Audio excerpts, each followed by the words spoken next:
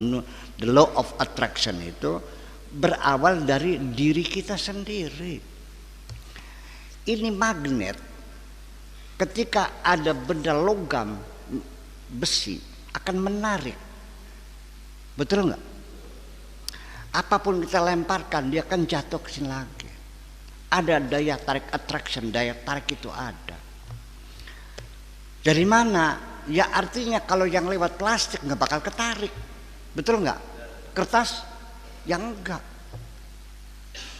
Apalagi logam tapi tidak mengandung ini seperti aluminium ya enggak ya? Memang enggak bisa, tetap aja. Atau ada dua magnet yang bertentangan, didekatin susah, dia mental kan gitu. Nah ini karena ada magnet. Nah makanya jadi kalau Anda ini sering sekali mendapatkan teman, kita menyebutnya kebetulan dah.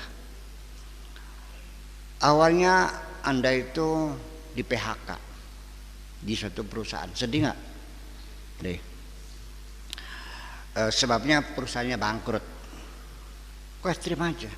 Jangan mengatakan ya Tuhanku, apa salahku? Aku bekerja dengan jujur, dengan ikhlas, dengan ya artinya waktu kita datang tepat waktu, pulang atau pekerjaan saya profesional. Jangan mengeluh. Oke? Sampai Anda diberhentikan. Secara kebetulan naik kereta api ke Cirebon, dari Cirebon ke Jakarta, duduk bersampingan dengan seseorang. Dia cerita memerlukan seorang pegawai yang kriterianya seperti ini. Kebetulan kan? Dan Anda juga kerjanya di situ. Nyambung nggak? Nyambung. Tetapi si bos nih memecat pegawainya itu cari alasan nggak ketemu. Kalau alasan malas kan tidak manusiawi kalau dipecat tuh, ya kan?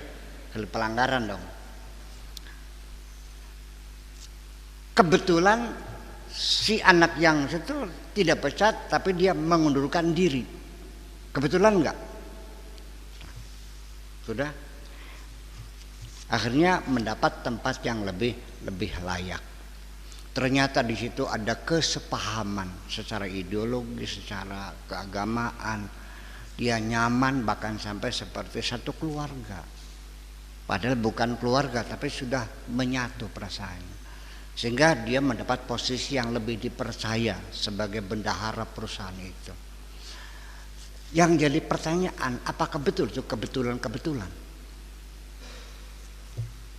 Anda dipecat kebetulan, ketemu sama bos di kereta api kebetulan, kemudian posisi yang tadinya ada orang lalu dia berhenti kebetulan. Masa antem baik? Masa gali-gali antem baik? Kebetulan itu hanya sekali. Kalau berkali-kali mah tidak kebetulan, memang itu diprogram oleh Allah seperti itu. Di dunia ini tidak ada kebetulan. Dunia ini selalu tunduk pada undang-undang alam. Namanya hukum kausalitas, sebab musabab. Betul enggak?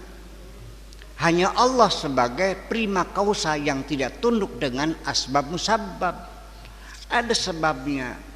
Nah, itulah makanya namanya kebetulan itu bahkan kadang-kadang kita mendapat sesuatu yang sangat berharga secara kebetulan itu lebih membahagiakan daripada kita mencapai sesuatu yang direncanakan. Kagetiki senengnya, masya Allah. Betul enggak? Lain halnya kebetulannya sudah terlambat. Aduh, jadi penyesalan. Nah itu. Sudah ketemu sama cewek, sudah pacaran, sudah namanya ngelamar, kan gitu. Begitu untuk penentuan kapan kawinnya, baru ketemu sama ibunya, ternyata lebih cantik ibunya. Aduh, kenapa nggak ibunya aja? Itu kebetulan yang menyesakkan dada itu, Pak. Ada. Begitu ngeliat ibunya ternyata anaknya kelihatan jelek dibandingkan ibunya sih. Jadi perempuan kalau dibandingkan yang lebih cantik kelihatan jeleknya. Kalau dibandingkan yang lebih jelek kelihatan cantiknya. Betul nggak? Itu hukum alam.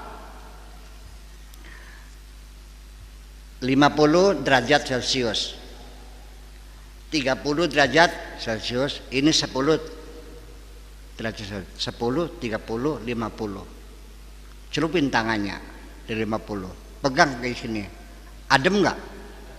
Oke, Anda pegang sini, pindah sini, adem nggak? Udah, satu lagi dari yang 10 pindah 30, panas nggak? Ini akan panas kalau dibandingkan dengan yang 10. Betul nggak? Ini pun akan lebih panas kalau akan lebih dingin kalau dibandingkan dengan ini kalau kitanya dari sini dulu.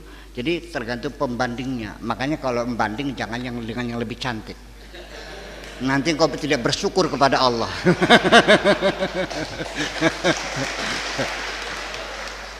Jadi kalau membandingkan istrimu dengan Tarningkem dengan Betarme, alhamdulillah anak cungure. Seperti itulah kira-kira. Oke.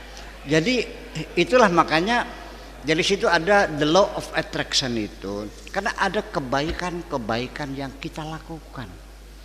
Kitanya sangat bersahabat. Kita tidak punya maksud yang jahat. Kita banyak berbuat baik kepada orang lain. Ya kan? Kita melihat anak yatim, ya anak yatim kita santuni. Ini aura masjid ini juga akan banyak dikunjungi orang. Karena di sini ada kebaikan-kebaikan. Paham dikit nih? Percaya enggak? Begini dah. Kita nggak usah kenal nih pengalaman. Nanti silakan Anda coba. Pernah enggak naik bis? Duduk di samping dengan orang yang tidak kita kenal. Pernah enggak? Ada nggak pernah duduk yang orang merasa nyaman banget, ngobrolnya nyambung, anu sampai Jakarta beli perangkat kaplak. Lalu nyampe aja, betul nggak? Kadang-kadang kita juga nggak nyaman, gelisah ini.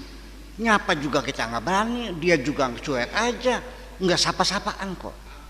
Malah kita nggak betah, sampai pulang-pulang capek ini duduk nih, betul nggak? Nah, situ ada sesuatu. Maka kebaikan-kebaikan yang kita lakukan pada sesama itu menambah aura kita, membawa daya tarik kita. Iya, ya, the law of attraction, karena kebaikan-kebaikan. Orang yang celamit pengen dikasih aja, mukanya lain dengan orang yang dermawan, beda. Kan menyemangit Reno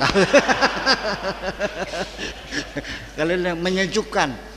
Itu makanya jadi kita dalam hidup bermasyarakat tidak bisa tidak, karena kita ini dari dua, ada energi dan ada materi, dan ini dalam pertarungannya antara energi dan materi. Begini, setan itu, iblis itu dibuat dari energi, ya. Wala khalaqal janna min marjim min nar, atau min naris samum, bara api yang paling panas yang ada di pusat titik api itu. Jadi kalau kita pakai las tuh di penghujung yang paling panasnya itu bukan di samping, di penghujungnya itu yang paling panas tuh. Min naris samum. Tapi kalau Adam dari tanah. Khalaqtani min narin wa khalaqtahu mintit. Setan dibuat dari energi dan kita dibuat dari materi. Oleh karena dia itu energi, maka dia tidak terikat dengan dimensi ruang. Betul nggak? Tidak terikat dengan dimensi ruang dan tempat. Ya, hanya dimensi waktu. Waktu pun juga sesuai dengan dimensi energinya. Kalau kita kan terikat dengan ruang dan waktu. Nah, di samping itu Tuhan buat energi yang negatif, namanya setan. Tapi juga Allah bikin energi yang positif, namanya malaikat. Ini kedua-duanya itu dipertemukan dan saling menghancurkan, menjadi media pertemuan dalam materi kita ini. Makanya manusia itu nggak bisa tidak.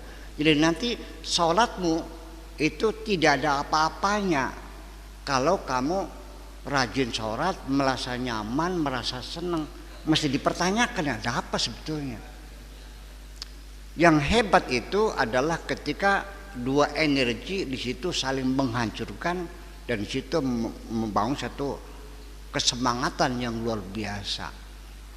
Bangun tidur masih ngantuk, dipaksa bangunnya, dikagetin, bismillah, masih ngantuk, jedotin kepalanya di tembok sekalian. Ya, peranjang berinding atis kan, dicawuk, bos, buatan dia melawan nafsu. Di situ hebatnya. Kalau kamu merasa nyaman sholat, dipertanyakan, kamu menyenangkan dirimu sendiri, bukan Allah cuma.